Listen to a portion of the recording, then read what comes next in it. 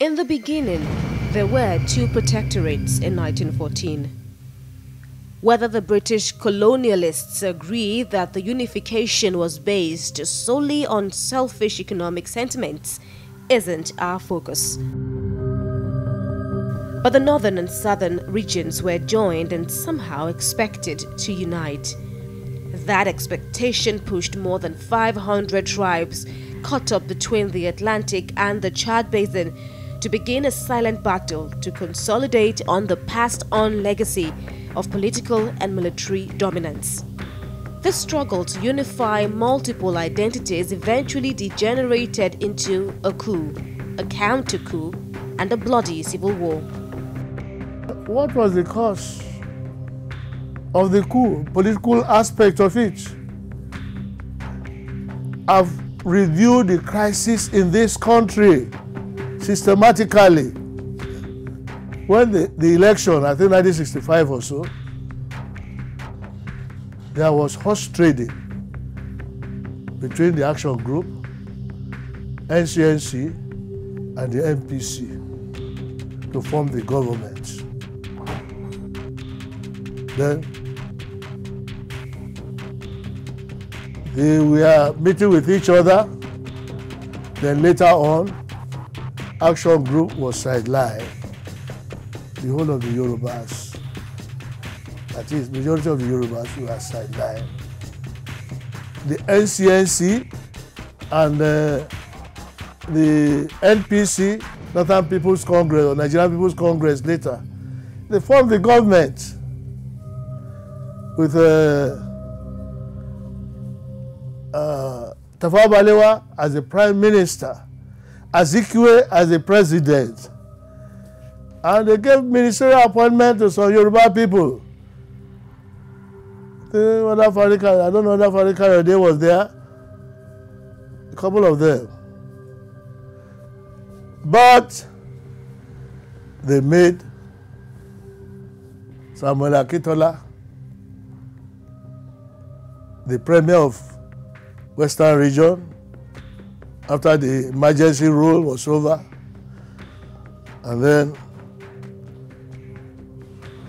Chief Obafemi Awolowo found himself in prison. Samuel Ladoke Akintola decided to form a coalition with the Nigerian People's Congress. So NCNC, they were sidelined. Because in the alignment of things, they were shortchanged. The Igbo did not like it. And the army cannot plan it. The officer cannot plan a coup unless they were prompted by civilians. The Nigerian Civil War broke out on July the 6th, 1967. It was officially 904 days of sorrow, tears, and blood. The details of the true events that led to this waste of human and natural resources remain behind thick clouds colored by ethnic variations. The Declaration of Secession made war not inevitable, but imminent. The first bullet was fired, signaling the beginning of the gruesome 30-month civil war and carnage. Brothers killed brothers, women and children fled from their homes into the bushes, seeking refuge. Businesses and wealth were abandoned, while the agony of millions were heard on both sides of the divide.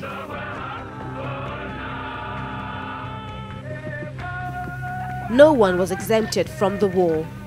Child soldiers were recruited and trained to defend themselves and communities, while women gathered intelligence for either side. As long as you are 10, 15, you become their fighting troop. They enlist you forcefully, and as long as you can aim and shoot, you are okay for them. They wasted these children heavily because child soldier, no matter whether you are brave or you are coward, you cannot make it in battle. It was a complete waste of human resources. Although it's 50 years now since the war broke out, the horrors witnessed is still fresh on the minds of those who heard the armed tankers, saw the rocket launchers, and received 1 or 2 bullets from assault rifles. There was this disease called kwashiorkor that killed children. You know, it set in, they started losing color to a point they become yellow, and then their feet were swollen, their stomachs were distended, and they looked more like ghosts than human. And then their bodies produced one very smelly liquid that is horrible. And these kids were just dropping like flies, you know. All of them dropped before my eyes, not one of them survived. War is not good because you do not know who is going to be the victim. Nobody is praying for war, especially those that have experienced it. War changes things, making the rich to become poor and making the poor to become rich. And secondly, it brought the loss of life. Many lives will go. And what I experienced there is that many families were scattered because everybody was running to his dear life. The father do not know where his wife is or his children, neither the children know where about their fathers. The Biafrans adopted a defensive approach with one main objective: protect the territory at all costs. For the Nigerian army, the instructions from above were more complicated.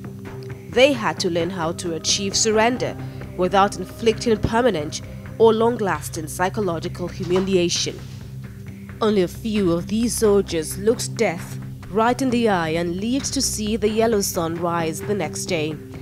It is exactly about this time, maybe 10ish p.m., definitely towards the end of the year of 1969.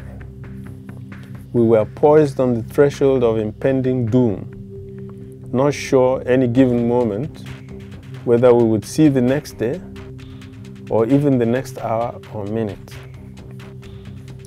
The usual tropical rain poured on our backs and heads as we stepped off our rickety operational truck, which had managed to cough and splutter all the way from Ohuba to Irete Oweri, laden with dog-tired young men, the dying and the already dead. I stepped off the tailboard with the rest of my colleagues, shivering like jelly in the icy cold rain. Everywhere stank of death, and there was I, so tired. I didn't know between me and my rifle who carried the other. A 16-year-old boy could only take so much. Suddenly my mind shoots some 48 years to the present, to the dragging scenes currently going on in my southeast Nigeria homeland, and I'm sad, so sad tonight. Verily, verily, let it not be said that history repeats itself. The former whispers of secession from Nigeria's southeast appear to have become more prominent, with calls for a referendum. But this time, we can all read the handwriting on the wall. Nothing shall be taken by force. There must be respect for the rule of law. Those thinking they will prevail by other means will have to face the Nigerian government. And for somebody to wake up, maybe he wasn't born when there was a fight in Biafra and said he was Biafra again. We have multi-party democracy system now. Let them organize themselves and vote to have a state within a state. But to try and interfere with movement of troops, with economy, looking for Biafra, after losing 2 million people, I think they are joking with Nigeria's security, and Nigeria will not tolerate it. On close examination of the speeches read by the commanders on either side, Philip Effiong's surrender announcement and Yakubu Gowon's acceptance, one thing stood out: that suffering, sacrifice and agony were recorded on both sides.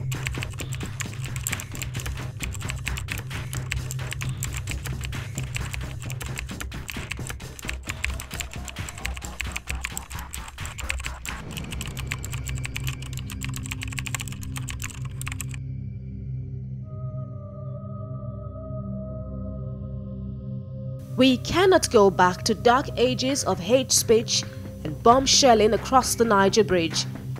For anybody in this country today to begin another story of war is a surprise to me. It won't help the country. And besides that, no country in the world, no country in this world has ever fought war twice and survived. We are the Federal Republic of Nigeria. Let's be faithful, loyal and honest to one another as we celebrate our great country at 57.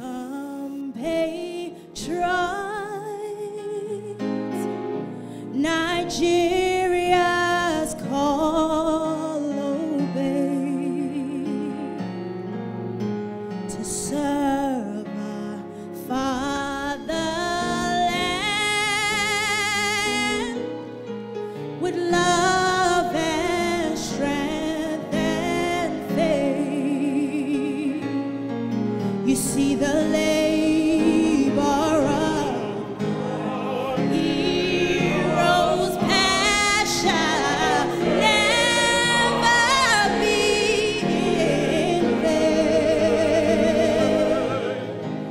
to serve with heart and mind, one nation bound in freedom, peace and unity.